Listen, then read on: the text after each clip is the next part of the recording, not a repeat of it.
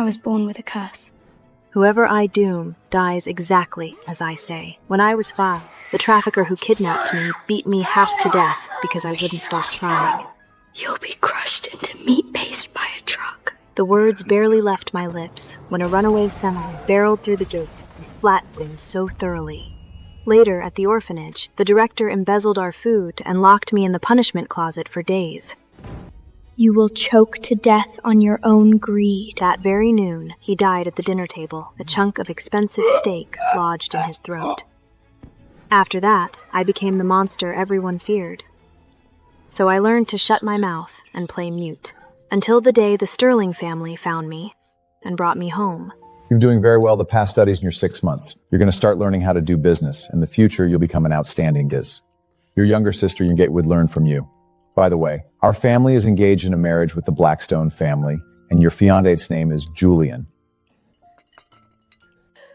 But I'd only been there one day when I pushed open the front door and saw Lydia, the adopted sister, sobbing in my fiancé's arms. Julian, does Everly hate me now? She whimpered. She's been spreading rumors at the office, claiming I slept with Mr. Harrington to secure the Westside development deal, and that I caught syphilis from him. My mother stormed over and slapped me hard across the face. Your sister is innocent! How dare you spread such vile lies about her? I knew it. You grew up poor and bitter, and now you're rotting from jealousy. Get to your room and don't come out until I say so. I covered my face, saw the smug look in Lydia's eyes, and sneered. You think I'm spreading rumors? Fine. Then you'd better be ready with the consequences when I open my mouth. Mom, Dad, look, Evelyn's laughing. My mother's chest heaved with fury, and she grabbed the teacup from the table and hurled the scalding liquid straight into my face. You cursed brat! I should never have brought you back! We gave you everything. Food, clothes, a home, and this is how you repay us? Slandering your own sister at the company. How can you be so vicious? I bit down hard on my tongue until I tasted iron. Evelyn, I told you from the start. You don't belong in the Sterling family, and you sure as hell don't deserve to be my fiancé. If Lydia hadn't begged me to give you a chance, I would have called off this engagement ages ago. Now get on your knees and apologize to her, or I'm ending this farce right now. I lowered my head, staring at the puddle of tea soaking into the marble floor, and said nothing. My curse has always been absolute. Once I speak, fate obeys without fail. In the 6 months since they brought me home, the Sterlings gave me something I'd never had before: warmth. When I had a fever, my mother stayed up all night changing cold compresses on my forehead. My father, who never cooked, clumsily made me pork chops and gave me the first piece. Even my brother, who swore he'd never accept me, started sneaking pastries into my bag. My mother would stroke my face with tears in her eyes and whisper that she was sorry for the years I'd suffered alone. My father even drove me to the office himself, saying I needed to start building connections because one day the entire Sterling empire would be mine. To protect this fragile sliver of warmth I'd finally found, I sealed my lips shut. Seeing my silence, Lydia's sobs grew louder. Does Evelyn think she can just play dumb and get away with this? She's been spreading those disgusting lies about me all over the company. Everyone's looking at me like I'm dirty now. How am I supposed to show my face in this industry again? Julian's face twisted in rage, and he stormed over and grabbed the fine chain around my neck, yanking hard. Pain seared across my skin. 6 months ago, my mother had recognized me because of this necklace. She said she'd put it on me the day I was born, a mark of my identity as the sole legitimate heir. I lunged forward, trying to grab it. Give it back! Julian sidestepped with a stick, letting me crash to the floor. Don't touch me. If you come near me again, I'll call the cops and tell them you assaulted me. Then, right in front of me, he placed the necklace around Lydia's neck. A treasure this priceless should only be worn by someone pure and kind like Lydia. A vicious, foul-mouthed nobody like you would only taint it. Before I could get back on my feet, my brother came charging down the stairs and grabbed me by the collar. I knew we shouldn't have brought you back, you filthy charity case. It was Lydia who begged to be kind to you. She even gave up her own bedroom to you. And for the past 6 months, she's handed you every good thing she's ever had. And this is how you repay her? You ungrateful snake. Butler, Lock this trash in her room right now! No one gives her a single drop of water without my permission, understood?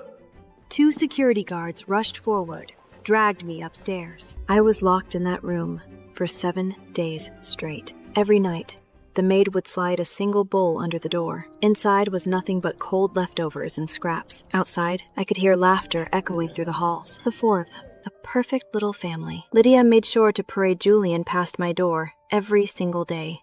Julian, this watch is too expensive. Why don't you give it to Evelyn instead? I know you love me, but Evelyn is their real daughter, and she's the one you're technically engaged to.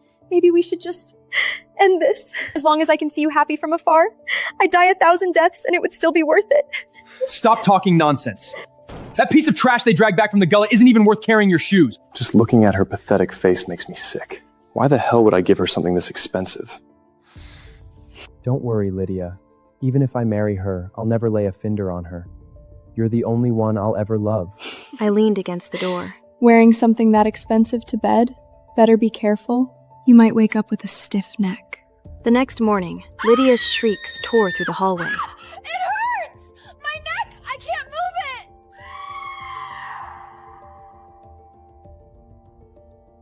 Then came my sister's panicked voice, followed by the frantic footsteps of the household staff, Doctor, scrambling hurry! to help. I sat in the dark, eyes closed, a slow smile spreading across my face. On the 8th day, the lock finally clicked open. Lydia stood in the doorway, arms crossed. Oh my god, Evelyn, you look like death. Did you really starve yourself just to guilt trip us? Come on, get up. Mom and Dad want you at the company. All you have to do is stand in front of everyone and admit you lied, apologize to me, and we can all move on. I pushed myself to my feet and walked toward the door. The moment I reached the top of the stairs, Lydia leaned in close and whispered in my ear. You poor little bastard. Did you really think you could steal my parents and my man? I froze mid-step and turned to look at her. Lydia let out a blood-curdling scream. Evelyn, no! I swear I won't take the inheritance from you! Then she threw herself backward and tumbled down the stairs. Julian bolted toward the staircase. Lydia! And my parents and sister came running from every direction. Lydia lay crumpled at the bottom. Julian, don't blame Evelyn. I just lost my balance. You've lived in this house for over 20 years and never once fell down these stairs. There's no way this was an accident! My mother flew up the steps and landed 2 brutal slaps across my face. I was so weak from starvation that the force sent me crashing to the floor. How did we ever give birth to a monster like you? I pressed my hand to my burning cheek and stared back at that. I let out a cold, humorless laugh. If I really wanted to hurt her, I wouldn't need to lift a finger. My brother's entire body shook with rage, and he kicked over a decorative plant stand. Mom! Do you hear this? Do you hear what she's saying? Lydia's lying there in pain, and Evelyn has the audacity to double down on her threats! You're still refusing to admit what you've done? Stop pretending you have some kind of supernatural power, you delusional freak! My father turned his face away, as if even looking at me disgusted him. Get her out of my sight. Lock her back in her room, now. I struggled against the guard's grip and let out a sharp, bitter laugh. You're all playing your parts so well. Just make sure she doesn't actually break a bone and pass out from the pain. Lydia suddenly went rigid. Her head lolled forward, and she slumped, unconscious. My mother screamed. Someone get her in the car! We need to get to the hospital now! The guard scooped Lydia up and sprinted out the door, with my parents and brother racing after them. The roar of engines filled the courtyard, and within seconds, they were gone. I was thrown back into my room like garbage. A few days later, Lydia was discharged from the hospital. My parents shoved me into the car and dragged me straight to the Sterling Group headquarters. The normally spacious lobby was packed wall to wall with employees. My parents had summoned the entire company to publicly clear Lydia's name. On the massive LED screen in the center of the room, a video played on loop. Footage of Lydia handing out backpacks to underprivileged children in remote villages, and late-night shots of her working tirelessly on the West Side Development Project. My father stepped onto the platform, microphone in hand, his voice booming across the lobby. Ladies and gentlemen, it is my great misfortune to announce that we brought home a daughter of such rotten character. Out of pure jealousy, she spread vicious, slanderous rumors about Lydia throughout this company. She has not only damaged our family's reputation, She has committed an unforgivable moral crime. The employees, not knowing the full story, began whispering amongst themselves. Once trash, always trash. Doesn't matter if you put her in a mansion. I heard she grew up in some backwater foster home. People from places like that are all liars and thieves. If she's willing to slander her own sister, there's nothing she wouldn't do. Lydia, supported by Julian, walked up to me and held out a piece of paper. A printed confession titled Statement of Guilt and Apology. Evelyn, I know why you did this. All you have to do is sign this, admit you lied, and apologize to me in front of everyone. Then I'll forgive you. I stared at her smug face, my chest heaving with barely restrained rage. I never said those things.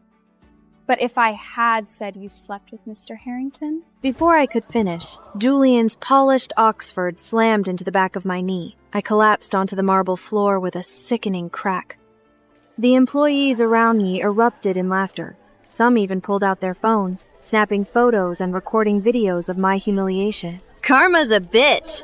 Shame tore through me like a serrated blade. And then... Stop! Evelyn didn't lie. I can prove it. Everyone froze. A young woman shoved her way through Evelyn the crowd. didn't lie. I can prove it. She is the intern I'd comforted on my first day at the office, who'd been crying in the break room after getting chewed out by her supervisor. She planted herself in front of me, her voice shaking but firm as she pointed at Lydia. I saw it with my own eyes that night when we were working late. Lydia got into Mr. Harrington's car, and they were in the back seat together. The entire lobby went dead silent. Lydia's face drained of color, but she recovered quickly, throwing herself into Julian's arms and wailing at the top of her lungs. Julian! How much did Evelyn pay this girl to lie for her? First she makes up disgusting rumors, and now she's bribing people to back her up? What kind of month this anymore? I just want to die.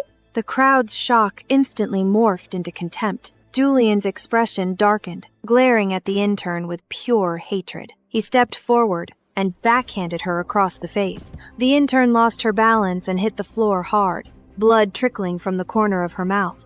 You've gone too far! Throw this traitorous little bitch out of my building! Fire her immediately! Blacklist her from every company in the industry. I want her name ruined! 4 security guards swarmed the intern, raining fists and kicks down on her fragile body. She curled into a ball on the floor. I knelt on the cold floor, watching the girl who'd been beaten half to death for telling the truth. I bit down on my lower lip so hard that blood streamed down my chin, but I didn't even feel it. My trust in them shattered completely. Mom, Dad, Evelyn must be doing this because she's terrified I'll steal her inheritance. I know she hates me.